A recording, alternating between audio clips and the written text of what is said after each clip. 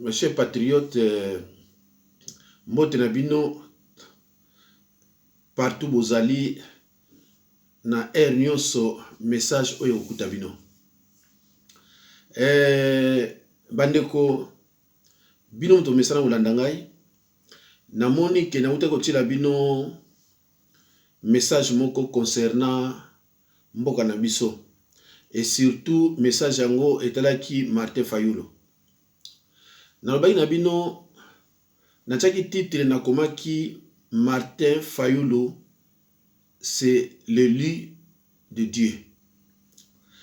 Na sepeli parce que namoni au moins plus de 80% ba sepeli na titre wana sauf batu oyo baza na droit na bango pe ya koloba keto biso to sepeli te.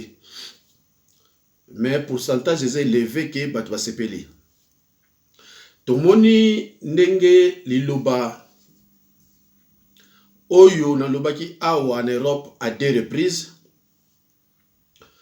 Ndenge lilobango elandaki Martin Fayulu na Genève tinzambe eko tia loboko lilobango et s'est concrétisé. Bandeko nzambe azana basali na ye oyo utilizaka. Et ba oyo pe ya utilizaka pete bazali. Bandeko nakendaka na Genève o balandaka nga bayebi nakendaka na Genève nakutanaka pe na kamoko boye je prévenu les gens.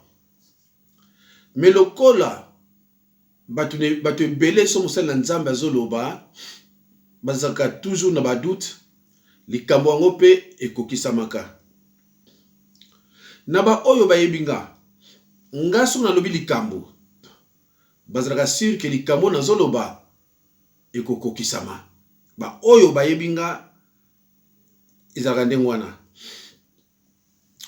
Alors bandeko tokomeka kotanga na Biblia na Jacques 5, épître de Jacques 5 verset 17. Kuna walobi boye Élie était un homme de la même nature que nous. Il pria avec instance pour qu'il ne plût point.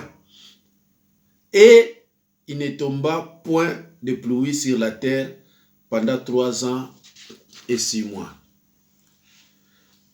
Mes chers frères et sœurs, chers patriotes, Bible bla biso boye Élie azali lega mutune tibiso. Mais alobaki a insisté que une parole de la foi qui est sortie de sa bouche alobi pluie et ko betate a en Israël pendant 3 ans et 6 mois. Élie a parlé de la sécheresse et la sécheresse est venue. Ndeko, ce que nous prononçons, nous créons. Évitons de créer, évitons de prononcer des paroles négatives pour notre pays. Évitons de prononcer des paroles négatives pour nos opposants, nos frères congolais. Car ce que nous prononçons, nous créons. Même dans votre vie, évitez de prononcer des paroles négatives. Ne prononcez même pas de paroles négatives à vos enfants. Car ce que nous prononçons, nous créons. La vie et la mort sont au pouvoir de la langue. Ce n'est pas ce qui entre dans la bouche qui met l'homme en débandade, mais ce qui sort de la bouche. Ndeko nangai, ngai na lobaki awa na rappelé bino les susuke.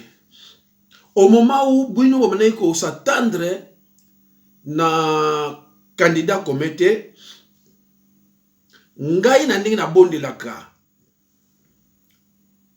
Naïkomona le 16 mars 2018 que candidat unique Ekozala Fayulu.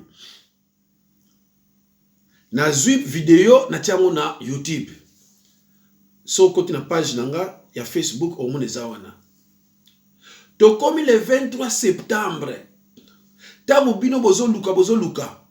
Kaka liloba ona lobaka na le 16 juillet pour na Fayulu. Na reprendre en susu le 23 septembre 2018.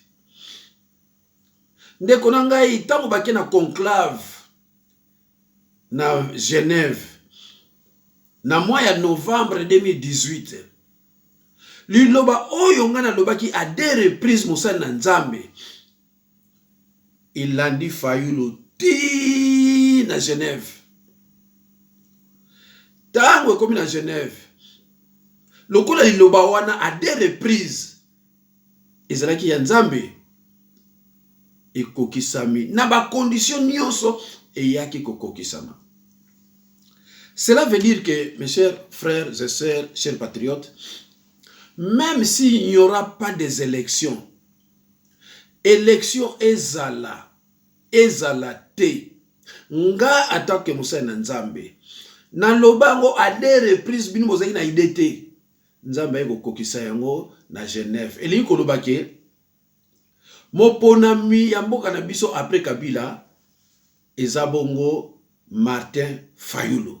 Donc yo olinga te eza ndengo wana. Yo za nani ndeko na ngai oyo mosali ya Nzambe alobi yo kende kolongola yango. Yo za nani ndeko na ngai oyo Nzambe a concrétiser yo ya kolongola yango. Bolobi trop pour na Fayulu. Fayulu aza pharmacien, Fayulu aza boye, ndeko na ngai. Fayulu, c'est un homme très intelligent, un homme sage, un homme compétent. Ndeko na ngai viba força kayango te. Viba força kayango te. Soki ya yu ezo simba te, ndeko na nga ngonga na beti te. Jour ngonge ko beta okosala forte. Viba força kayango te. Soko força yango ekosimba te. Ya monaka bato kino luka bakisi bakoma maboma ebebelaka bango. Fayulu po abima a forcer na été. Est-ce que Fayulu ayeba ke bato neti biso tchaki na ba prière? Est-ce que nga na vina so benga na Fayulu? Mina yebi ke aza compétent na tchaka na ba prière. A deux reprises Nzambe la kisinga esuka nango liloba ngo elandi. Na minute oyo bozola nanga liloba wana ekesu kolanda Fayulu na Kisasa. Liloba kaka wana ezoki nolanda kamere na Chilombo. Bazonga na kan. Ndenge bavotaki Fayulu ezalaki Nzambe. Ndenge Chilombo avotaki Fayulu kuna ezalaki Nzambe. Bokolobo bino ma pasteur bolobaka pona nini bato bayokolaka bino ndeko na ngai. Eza na ba faux prophète na ba faux pasteur oyo balobaka toujours soki likambo ekwei. Tomonaka wemba kufia wa bato babimi. Namonaki bo tomona yemba limesama kufi bato babimi te. Mosali ya Nzambe alobaka avant événement. Nga na lobi à deux reprises avant événement. Na lobi na mois de mars, na lobi na septembre 2018. Ba oyo na lobaki ekokisami. Na lobaki likambo moko po na femme moko bamimanga na restaurant ba sera Christ. Tango Nzambe alobelaki nga na monaki na yebisaki bango. Et après ba mois eye oyo nga na lobaki et se concrétisaki eza na YouTube.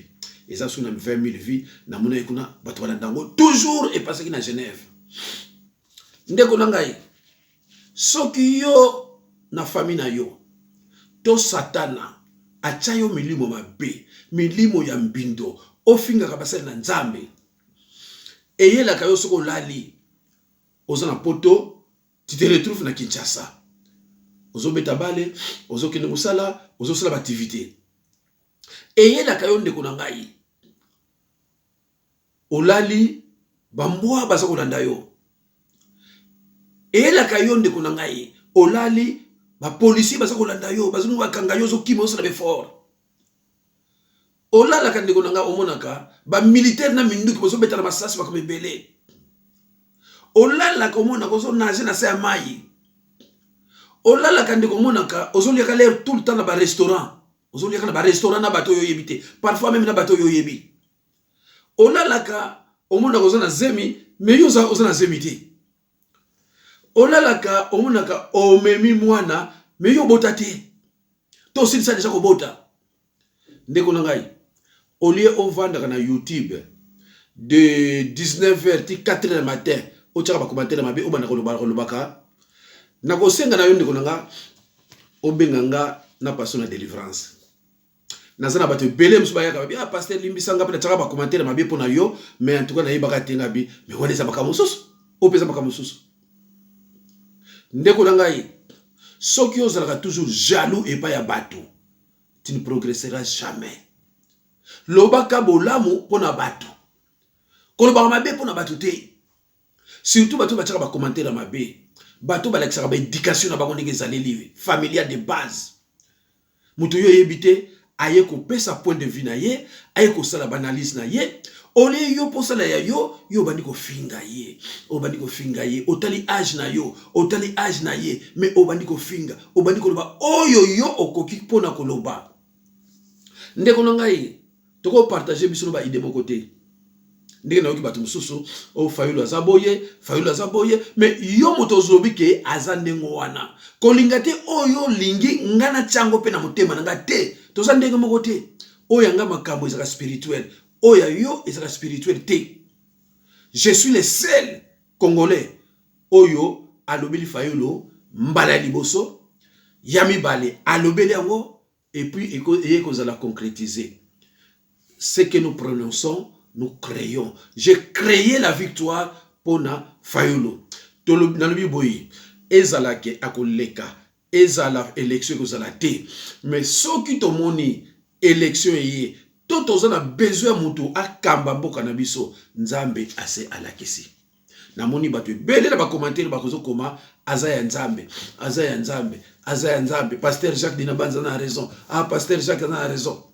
Ndeko Fayulu aza soki mutabandondo soki koni na ibite ngaza mutaluozi tribalisme na bazeza na ngote na lobi oyo esengena ina loba bande kuna ngai na makambo nzambe tribalisme elakati na makambo nzambe tribalisme elakati taunga na lobi euti pa kolo na lobi tango yo epa nanga ozo nazana bandimi ya baluba nazana bandimi ya bangana nazana bango ebele na mystère nanga yo banda sauf que banda batu moko basalanga publicité mabe et pesinga lupemba moko osakala te na komi satiré yana zomba na batu bazobenga ngai soko moninga na rappeler ote ndeko naza satiré yo oko benga nonga yo ko benga na ere lingi soko zwinga te tika ma message ndeko na ko rappeler yo alo bandeko na ngai na ko confirmer bino lisusu ke bo moni ndenge lekina Kinshasa batu bandima kite omoni nzambe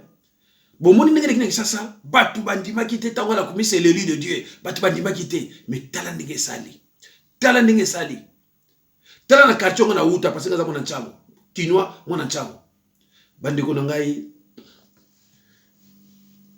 toza la derrière Fayulu, Fayulu asa Congolais, mais yo oza la derrière quand Fayulu te, oza ce qu'on a simanyani.